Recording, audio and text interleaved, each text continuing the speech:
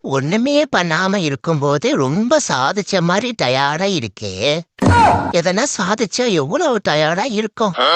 எனக்கு வேற நைட் ஆனா தூக்கமே வரமாட்டேங்குது.